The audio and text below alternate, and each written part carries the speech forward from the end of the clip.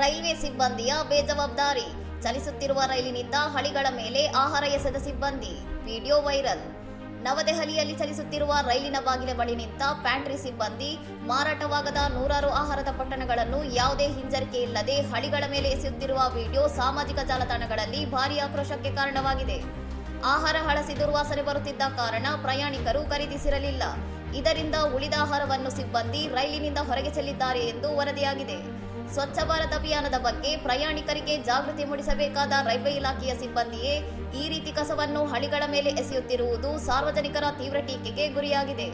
ಹಳಿಗಳ ಮೇಲೆ ಆಹಾರ ಸುರಿಯುವುದರಿಂದ ಹಸು, ನಾಯಿ ಸೇರಿದಂತೆ ಮೂಕ ಪ್ರಾಣಿಗಳು ಆಹಾರಕ್ಕಾಗಿ ಹಳಿಗಳ ಬಳಿ ಬಂದು ಅಪಘಾತಕ್ಕೀಡಾಗುವ ಸಾಧ್ಯತೆಗಳಿದ್ದು, ಇದು ಗಂಭೀರವಾದ ಸುರಕ್ಷತಾ ಸಮಸ್ಯೆಯಾಗಿದೆ.